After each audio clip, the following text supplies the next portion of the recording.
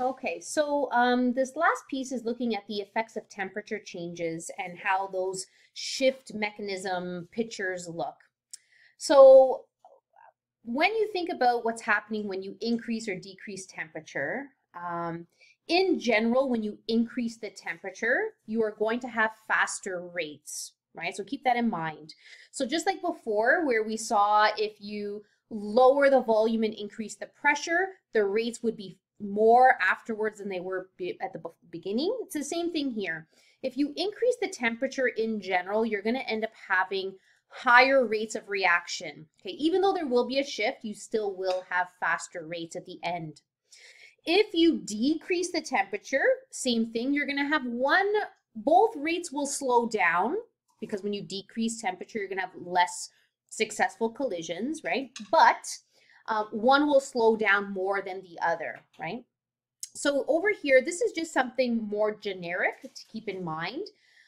When you have an endothermic process, right? So let's say, for example, this picture here, right? In this case, the forward reaction is endothermic, right? We can see here because the delta H, right, is positive. But the reverse reaction of that will be exothermic, right? So imagine if you're starting here and you're working your way down to the product side again. So when you have a shift in terms of temperature change, what ends up happening is the endothermic process is actually going to feel that change more so than the exothermic process. So the reason why is because if you lower the temperature, let's say, the activation energy is higher when you have an endothermic process. Because remember, energy has to get put in to the whole process for it to happen. So when that happens and you don't have enough energy, you have way less successful collisions. So if you were to look at just the energy difference between the activation of the reverse versus the forward, right? Because you have a greater amount of energy needed, when you change the temperature that's available and the kinetic energy of those particles, you're going to have less success, just as a generic kind of rule. And that might be more, kind of, not, I don't want to say common sense, but if you think about it, if something needs a lot of energy and you take away energy, obviously it's going to have a big impact. Or vice versa, if you add energy, you're going to have more success because more collisions will have that correct amount of energy needed. So here is an example of one of these shift mechanisms. So here we have an endothermic process. So remember, that's like as if we have energy on the reactant side. If we were to increase the temperature, right, we know we're going to shift in the forward direction. So notice anytime, like I was saying before, when you have an increase in temperature, your rates will always be faster at the second equilibrium than they were at the beginning because you're going to have just simply more successful collisions, right? Your rates are going to be up. However, of course, even though both are going forward, or pardon me, both are going faster, the forward reaction is obviously increasing more so because the shift is going towards the right. Okay, so let's take a look at these last questions here in this section. So explain in terms of forward and reverse reaction rates how the system would respond to being heated. Okay, so this is an exothermic process. So we are going to increase temperature, which is like the same thing as saying we're increasing the product side. So we are going to have a shift to the left. So both reaction rates are going to increase, right? We're giving more kinetic energy. So both will have an increase. However, the reverse reaction rate will be increasing faster, okay? More than the forward one will. Okay, for number 2 here, explain in terms of forward and reverse reaction rates what will happen when this is cooled down. Okay, so this is an endothermic process. We are cooling this down. So both of the rates are going to slow down, right? So both rates will decrease. However, you're going to have the forward rate slowing down more so than the reverse rate. So if we were to look at this like E1 shift E2, right?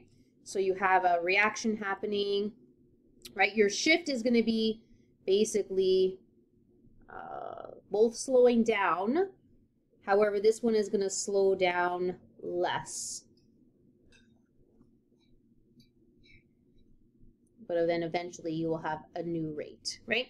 So the final position will be less than the original position of equilibrium because we simply have less kinetic energy. Like the rates will just in general slow down when you have less energy available, right? When we lower the temperature. Okay, and then the last one here we have, they're asking us to do the two different types of rate depictions. So here we have, show how the forward and reverse reaction rates will respond when the temperature is increased at T1. Use a solid line for the forward. We already know that part, right? And let's take a look at what's happening. What are we doing here? We are increasing the temperature, right? So this is an exothermic reaction. So we are increasing the product, right? Because it's exothermic. So our reverse reaction is going to be going faster. So both rates will be going up, okay? But for the rate kind of spike up of the rate, it's going to be the reverse that will be much more, right? And then of course, the new equilibrium is going to be reached at a higher point. So this guy will be more so like that. Okay, so both will increase, but you're going to have the reverse increasing more. And then of course, we will have a new equilibrium established at a higher point than what it was originally. So overall, both are going faster, but reverse is going more so than the forward is. Okay, so hopefully that makes sense. The last little part of this section is more of a theoretical standpoint, talking about the Haber-Bosch process. So actually, this is how we, the manufacturing process of ammonia originally was created or used to our advantage. So we used equilibrium shifts. You know, obviously the chemical engineers and the people who put this together use their knowledge of the process in order to take advantage and make as much product as possible. So we have here 4 moles of gas versus 2, right? Plus we have an exothermic reaction. Okay, so for this process, they used a lower temperature to produce a higher percent yield. So they tried to make as much product as possible. So this should actually make sense because if we have lower energy, right, if we lower the temperature, it's going to cause more product to be made because you're going to be causing a shift to the right. Okay, we can also use the knowledge of pressure to take advantage of this as well. So because we want to move into an area of lower gas particles, we would actually want this to be in a high pressure situation as well. So if we had this in a small volume, low temperature scenario, we'd be able to make much more product than we would with the opposite situation. Okay, so as you can see, right, we can use that to our advantage from a manufacturing point of view or when we're trying to develop different processes to create product. So that's it for section 2.3. If you have any questions, we'll talk about it the next time I see you in class. Okay, night everyone.